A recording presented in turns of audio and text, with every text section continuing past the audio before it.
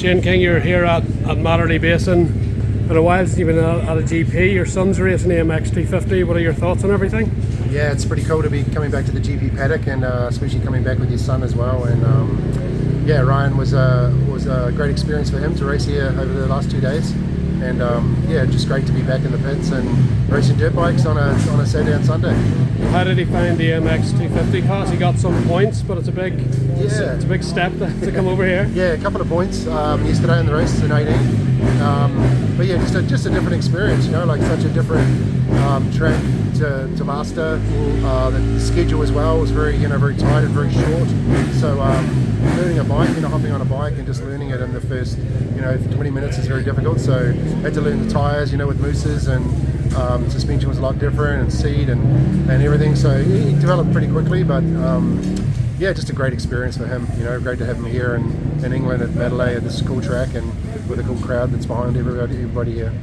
And is his goal to follow in your footsteps and race GPs, or was this just a sort of experience for him? Oh, I think his goal is his goal. He wants to race motocross. So for him, hopefully he is successful as I was in motocross. And but yeah, just to have fun, enjoy the experience here this weekend, and then take the next step after this event and get back home, race in New Zealand and Australia, and then hopefully get over here next year. So whenever you came over for the first time, I'm sure it was very different to this. What are your memories of starting the track for you? Yeah, well, it's similar. Obviously the trucks are bigger and the bikes are more technology, but it's similar. You got to be fast. There's a lot of fast Europeans and people from around the world that race this championship. So you've got to have the right bike, the right team around you. We're fortunate to have the VRT factory junior team to support us. But yeah, it hasn't really changed. We still race on from a gate drop to the checkered flag, and you have knobbly tyres, and just all the work you do before it, during it, and after it. So during your career, you and your brother were there battling at the sharp end of 500s. How was it easy or difficult was it to adapt from New Zealand then with all the currency changes, and then finding the speed and learning the tracks and all of that? Yeah, it's just part of the job, just really part of the job, and we had to work hard and figure out how to ride deep sand. We had sand in New Zealand, but we never had tracks like Lommel and Lerip and stuff like that, so we had to learn a lot as well as we were going along. And just fortunately, we were prepared to do whatever it took, and that's what it takes in any sport, is to do whatever it takes to get to the top, and made it to the top, and it was a great experience, and we couldn't have done it without KTM. They were a great partner of mine and sponsor for many years, and yeah, just cool to have good people around you and behind you, and hopefully it's the same. I've done the same with my sons. And how was it winning the world title in '96? You were racing the likes of Joel Smets, big names, and you finally, I guess that was the lifetime goal, you finally achieved it. Yeah, it was a dream. A dream as a 16-year-old kid to race in the world championship and get a whole lot of free stuff and be a factory rider and be on a big truck, and so it was really cool. And racing Joel was fun. I didn't only race him, I raced his team and his whole fan team. So it was a very tough goal, but yeah, we come out on top, and we had some great battles through the years, and sad to have to leave in 2001 to go back to normal life, but that's what happens in sports. You're very short time, but it was great experience. You had a year in America as well, and I always remember you raced supercross on that 500 KTM thing or whatever it was, and outdoors. How was that? Yeah, that was an experience and a half. That was, it seemed like a pretty good idea at the start, but when we got there and realized that the 520 was a real beast, real big bike, that was very difficult to do supercross, and we had high hopes for the outdoors, but the bike just wasn't developed enough for the American circuits with so many big jumps, and maybe another year or two it would have been a different story. But something I always remember. It was great. I went to America and raced, and I remember finishing 6th in one of the outdoor nationals, and I think the best result in supercross was 16th. So it was good for KTM. They learned a lot, and they started from there. And look at KTM today. Massive in America and Europe. So it all starts from somewhere, and I'd like to say I helped start that a little bit in America. And the year you went, the whoops were massive on a 520 KTM with no linkage. Probably still wasn't the best. The broken bone in my hand that I broke in the first time at Anaheim 1, and the whoops were massive. I just remember one thing forever in my life, that you go through whoops and you got the throttle on in a steady position, but I was rolling the throttle off at the end of the run to the woods because I was just gathering speed. 4-stroke just picked up speed. So, but yeah, amazing experience, and I'd love to redo it again and have a different bike.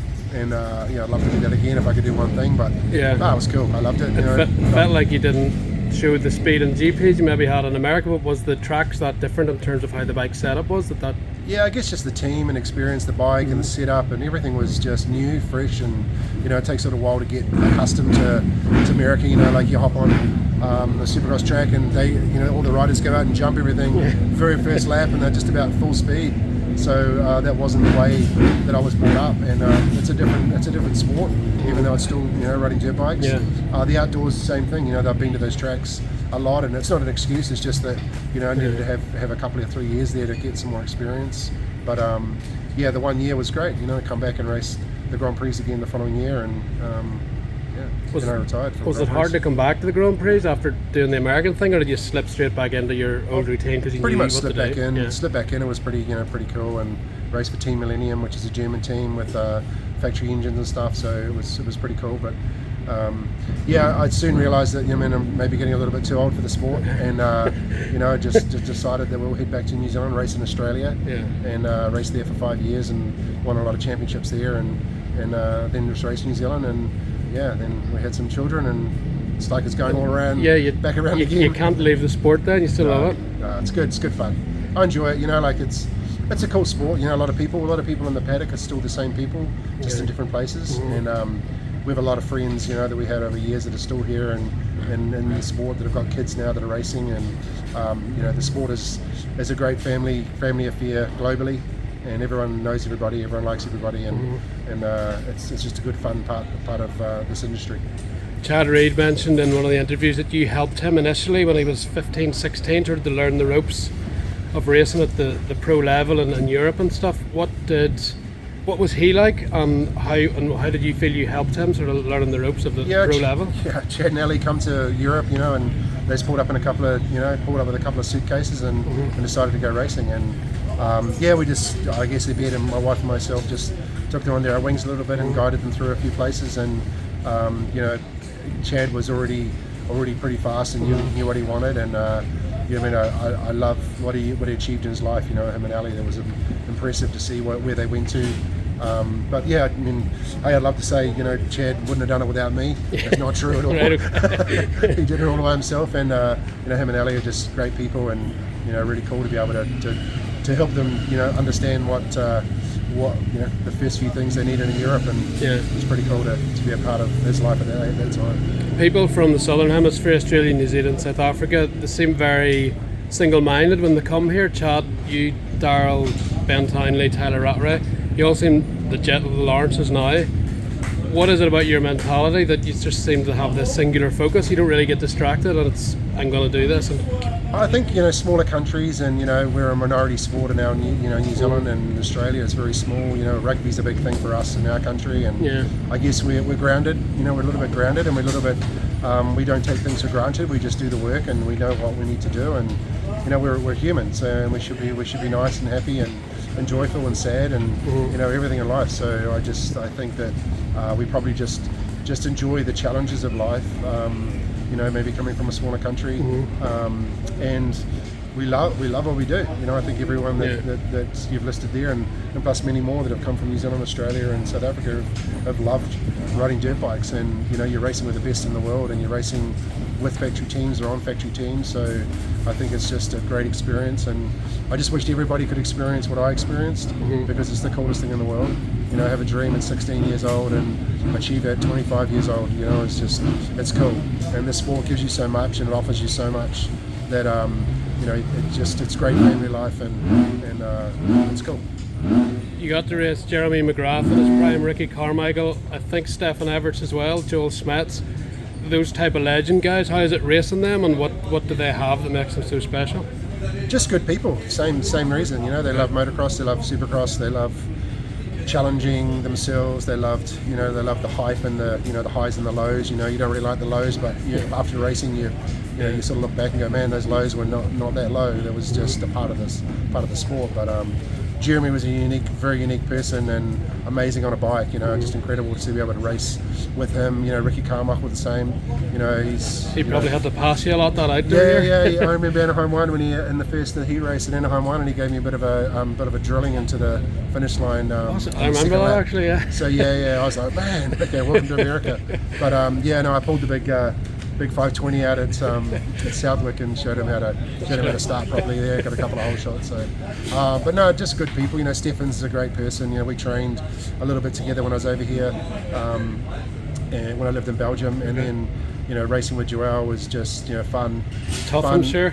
Yeah, tough. He's a beast. Yeah. And I just knew that I had to be a bigger beast, and we raced some big motorcycles back in the day, even though I raced the 360 KTM, but just good people riding, having fun. That's what it was all about, and it's like it today. These kids here in VRT that we're with, they just went 1-2 for the day for the MX 250, and they're just smiling, happy, fun. That's what they had today, and that's what it should be about. You should have fun first, and the results will come. Brilliant, Shayne, thank you.